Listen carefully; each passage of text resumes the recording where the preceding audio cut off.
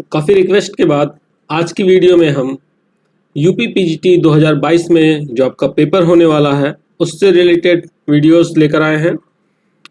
पिछली साल जो पेपर हुआ था 2021 में, उसमें इस यूनिट से जो आपका यूनिट है बायोलॉजिकल बेसिस ऑफ बिहेवियर, इस यूनिट से 10 से 15 क्वेश्चन एग्ज़ाम में पूछे गए थे। तो काफ़ी इम्पोर्टेंट यूनिट है, या कह सकते हैं काफ़ी इम्पोर्टेंट चैप्टर है, जो कि है आप देखेंगे अगर हिंदी की बुक उठाएंगे या इंग्लिश की भी बुक उठाएंगे तो उसमें सेकेंड चैप्टर ज़्यादातर यही रहता है, बायोलॉजिकल बेसिस ऑफ बिहेवियर। तो इससे रिलेटेड क्वेश्चंस को हम सॉल्व करेंगे। इनके एग्ज़ाम में आने की संभावना काफ़ी ज़्यादा है। चलिए स्टार्ट करते हैं आज की क्लास। सबसे पहला क्वेश्चन है हमारा, मनुष्य तथा उच्चतर पशुओं की अनुक्रिया प्रक्रम रेस्पॉन्स मैकेनिज्म में निम्नांकित में से किसकी भूमिका गौड़ होती है? गौड़ का मतलब क्या हुआ? सेकेंडरी होती है। तो इसमें जो आपका राइट आंसर होगा वो क्या है? उद्दीपक। रिस्पॉन्स मैकेनिज्म की बात की जा रही है, तो रेस्पॉन्स मैकेनिज्म के अकॉर्डिंग देखेंगे तो वहां पर जो उद्दीपक है उसकी भूमिका गौड़ होती है। इसको इस एग्जांपल से समझ सकते हैं कि जैसे आपने अगर स्किनर की थ्योरी देखी होगी, तो स्किनर की थ्योरी में क्या था? पहले रिस्पॉन्स होता था, उसके बाद स्टिमुलस आता था। यानी पहले जो चूहा था वो रिस्पॉन्स करता था और रिस्पॉन्स करने के बाद वहां पर खाना आता था जो कि एक स्टिमुलस था। तो इस तरीके से देखा जाए तो सेकंड माना गया, तो इसीलिए यहाँ पर उद्दीपक को क्या कहा गया है? गौड़। ठीक, नेक्स्ट क्वेश्चन की बात करें, निम्नांकित में से किसे ग्राहक की श्रेणी में नहीं रखा जा सकता? ग्राहक यानी रिसेप्टर। रिसेप्टर कौन से होते हैं? जो हमारे 5 सेंसेस हैं। साइकोलॉजी की बात करें तो सेंसेस 5 से भी ज़्यादा हैं, तो जिनके थ्रू हमें इंफॉर्मेशन का पता चलता है उन्हें हम रिसेप्टर कहते हैं। तो यहाँ पर देखें तो आँख भी एक रिसेप्टर है, इससे भी हमें इंफॉर्मेशन, सूचनाएं मिलती हैं। नाक से हमें स्वाद का पता चलता है, नाक से हमें सूंघने का पता चलता है, और जीभ से हमें स्वाद का पता चलता है। रही बात मांसपेशी की, तो मांसपेशी क्या है? ये रिसेप्टर नहीं है। तो यहाँ पर जो आपका राइट आंसर होगा वो 4th होगा, यानी डी। सेकंड का डी नंबर होगा। थर्ड क्वेश्चन की बात करें तो निम्नांकित में से किसे समायोजक की श्रेणी में रखा जा सकता है? तो अगर समायोजक की बात करेंगे सीधे राइट आंसर पे आते हैं ताकि कम टाइम में हम ज़्यादा क्वेश्चन ले सकें। समायोजक वो होता है जो बीच का काम करता है, मतलब इधर से लेना और वापस इधर देना। तो हमारी जो इंफॉर्मेशन है वो ब्रेन तक पहुंचती हैं और ब्रेन से फिर वापस बॉडी तक पहुंचती हैं। तो जो सेंट्रल नर्वस सिस्टम है ये क्या काम करता है? समायोजक का काम करता है। तो आपका यहाँ पर जो ऑप्शन डी है वो सही होगा। नेक्स्ट क्वेश्चन की बात करें तो क्वेश्चन नंबर 4, अंतर्वयव एवं पाचन संस्थानों से संबंधित ग्राहक को निम्नांकित में से किस ग्राहक की श्रेणी में रखेंगे? तो आप समझ गए होंगे क्वेश्चन से ही। यहाँ पर देखें, पहले बोला गया है अंतरायव्य एवं पाचन संस्थान। तो पाचन का कार्य कहाँ पे होता है? पाचन का कार्य तो हमारे पेट के अंदर होता है। तो सिंपल सी बात है, यहाँ पर आंसर क्या होगा? अंतर्ग्राहक, यानी इंट्रोरिसेप्टर की बात की जा रही है, ये आपका सही होगा। आँख की संरचना से निम्नांकित में से किसका कोई संबंध नहीं है? तो श्वेत पटल, इसका संबंध होता है, मध्य पटल का भी संबंध होता है, रेटिना का भी संबंध होता है। पिन्ना, ये किससे संबंधित है? ये संबंधित होता है कान से। तो ये आपका यहाँ पर इसका संबंध आँख से नहीं है। नेक्स्ट क्वेश्चन, आँख का एक ऐसा विभाग होता है जहाँ पर रोशनी के प्रति कोई संवेदनशीलता नहीं होती है, या रोशनी के प्रति वो असंवेदनशील होता है। उसे क्या कहते हैं हम? उसे कहते हैं ब्लाइंड स्पॉट।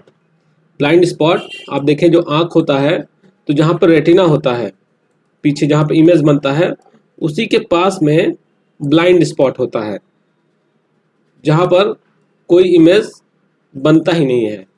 ठीक है, तो ये क्लियर हो गया। नेक्स्ट क्वेश्चन की बात करें, इसमें पूछा जा रहा है सल्काएं यानी जो रॉड्स होते हैं और जो कोन्स होते हैं। रॉड्स किसका काम करते हैं? रॉड्स काम करते हैं जब हम कोई कलरलेस चीज देखते हैं, जैसे ग्रे हो गया, व्हाइट हो गया। और कोन्स जब हम कलर्स को देखते हैं, तो कलर से रिलेटेड सेंसेस को कौन रिसीव करता है? कोन्स। तो इसमें पूछा गया है कि रॉड्स तथा कोन्स में कुछ अंतर होता है, निम्नलिखित में से कौन सा अंतर उपयुक्त नहीं है? ये चीज ध्यान रखिएगा, क्वेश्चन में कई बार पूछता है नहीं, और हम सोचते हैं पूछा है अंतर, बस हम लगा देते हैं टिक जल्दी से। बाद में पता चलता है जब एग्जामिनेशन हाथ से बाहर जाते हैं कि नहीं, यहाँ पूछ तो कुछ और ही रहा था। तो इस चीज को आप लोग ध्यान देंगे। पहला क्या बताया गया अंतर, कि जो रॉड्स होते हैं, रॉड्स का आकार लंबा तथा पतला होता है। जाहिर सी बात है, सही है, क्योंकि रॉड्स का आकार लंबा एवं पतला होता है। दूसरा देखते हैं,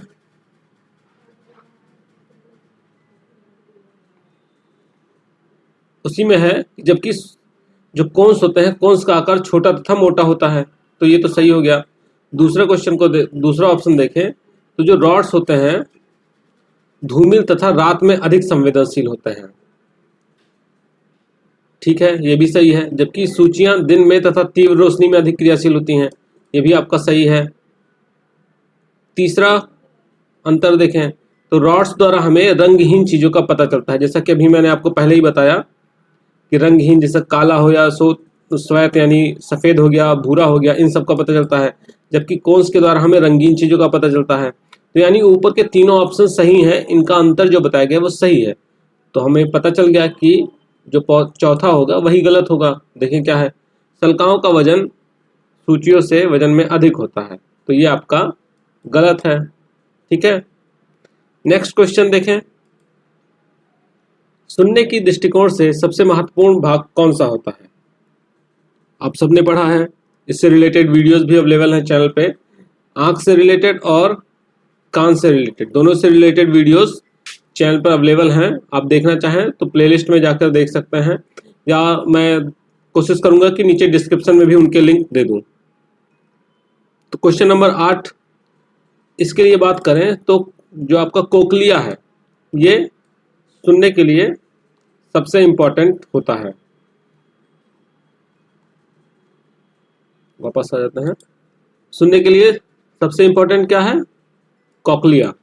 नेक्स्ट क्वेश्चन, घ्राण संवेदन यानी जो सूंघने की क्षमता है, स्मेल करने की, वो किसकी सबसे तीव्र होती है? तो आपको पता ही होगा कि सबसे तीव्र होती है कुत्ते की। ठीक है, अगला क्वेश्चन को देखें, निम्नलिखित में से किस एक जोड़े गंध को मूल गंध नहीं माना गया?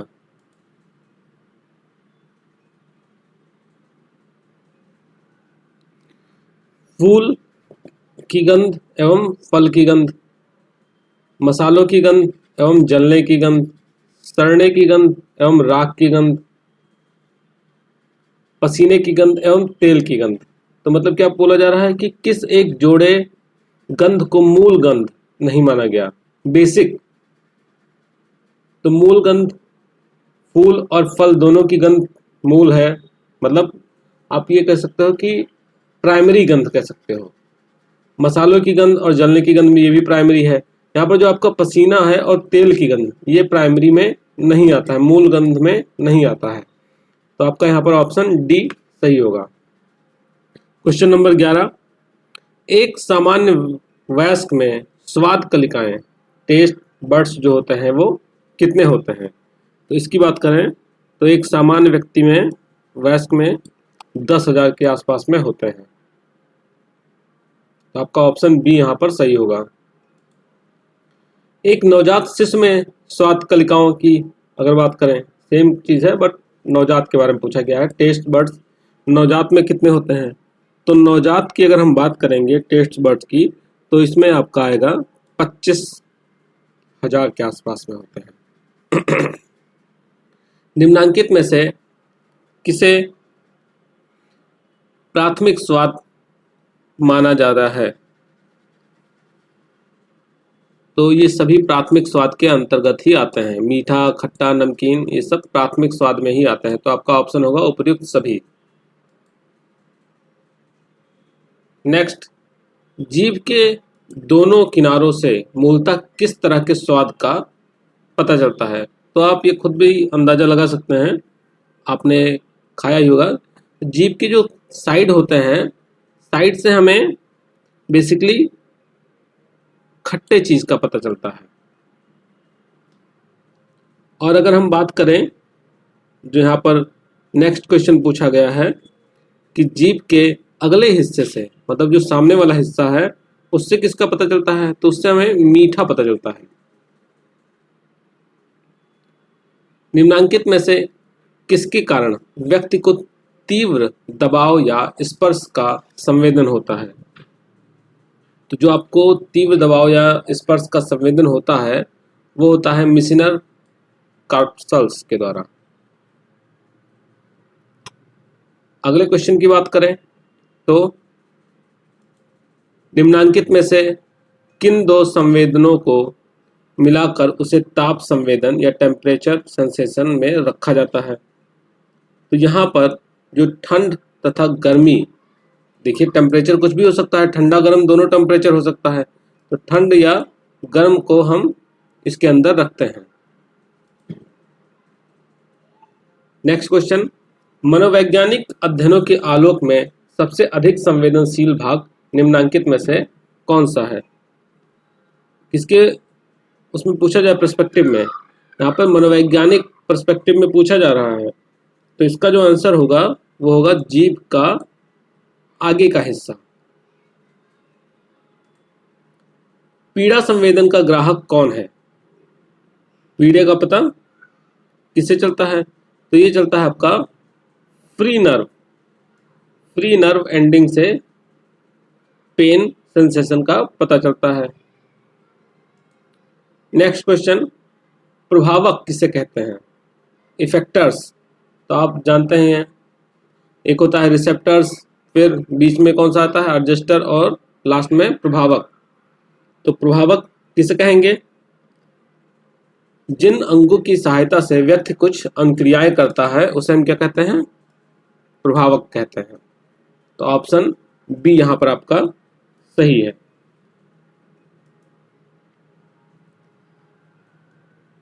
कुछ और क्वेश्चन लेते हैं। अतड़ियों के दीवालों में किस तरह की मांसपेशियां पाई जाती हैं?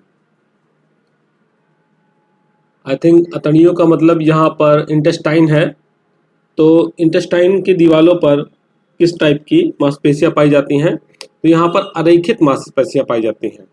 आपने अगर वीडियोस देखे होंगे तो वहाँ पर आपको क्लियर हुई होंगी ये चीज़ें। नेक्स्ट, चिकनी मांसपेशियां में जो संकुचन का गुण होता है वो किसकी वजह से होता है? तो चिकनी मांसपेशियों में ये फाइब्रिले की वजह से होता है।